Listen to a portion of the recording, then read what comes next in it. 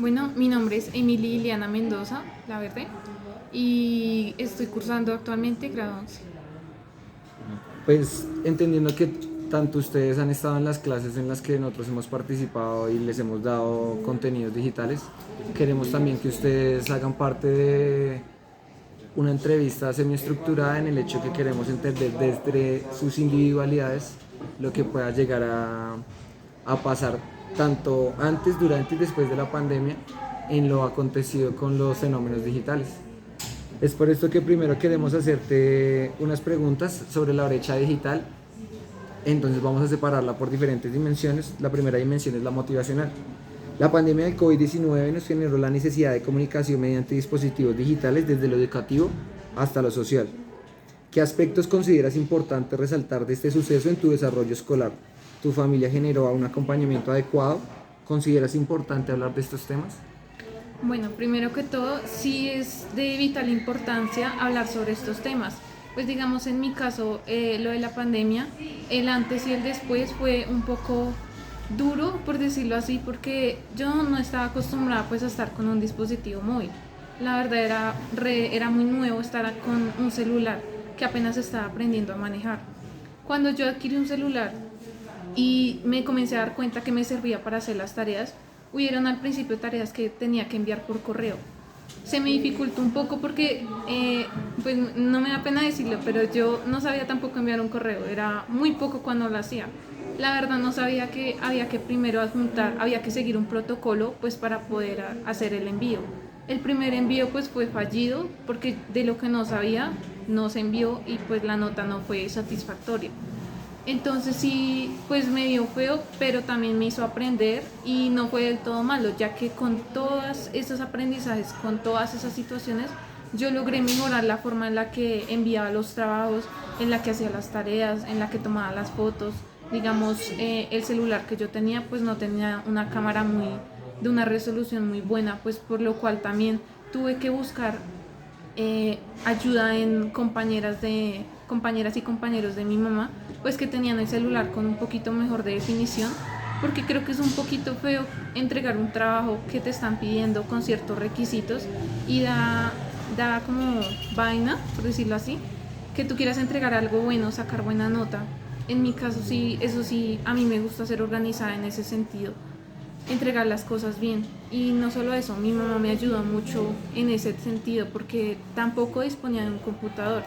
Y pues como no teníamos los recursos necesarios, pues ella comenzó a trabajar, comenzó a adquirir más dinero y ella me dijo, voy a comprarte un computador. Eso me mejoró mucho porque durante la pandemia veía como actividades que se trataban sobre plataformas que solo se podían manejar en un computador. Y al principio tenía yo que ir a donde una amiga de mi mamá para poderlos desarrollar. Pero hay que ser entendibles de que es muy fastidioso estar siempre todos los días yendo a donde la misma persona solo por un interés común. Entonces ya después cuando se adquirió pues fue mucho mejor.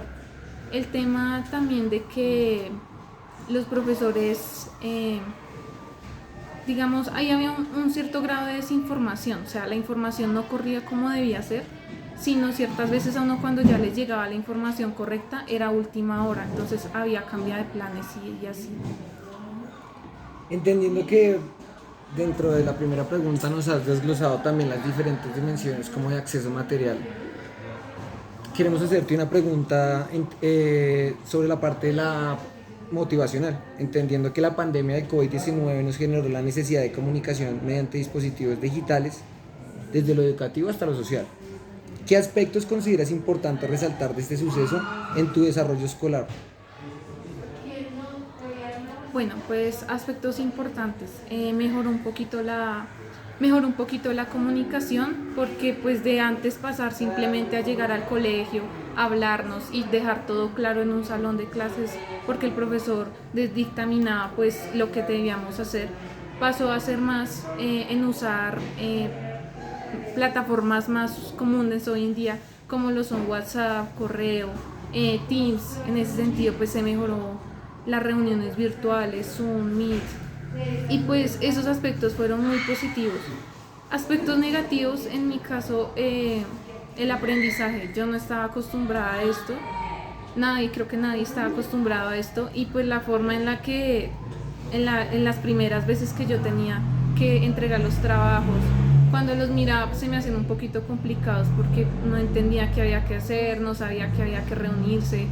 Cuando los entregaba pues los profes decían faltó esto, pero de algún modo fue también bueno porque me permitió que estando desde la casa pudiera usar mejor las herramientas, el celular, el computador, buscando precisamente ese material y pues mejorar, saber así, digamos algo a lo que no teníamos acceso seguidamente en el colegio presencialmente. Aspectos negativos, pues diría que mucho tiempo en el celular. Estar mucho tiempo en el celular, la verdad, mi mamá me decía ya haz pausas activas, pero yo no, mami, tengo que terminar, entonces era como entre la espada y la pared, que qué hago.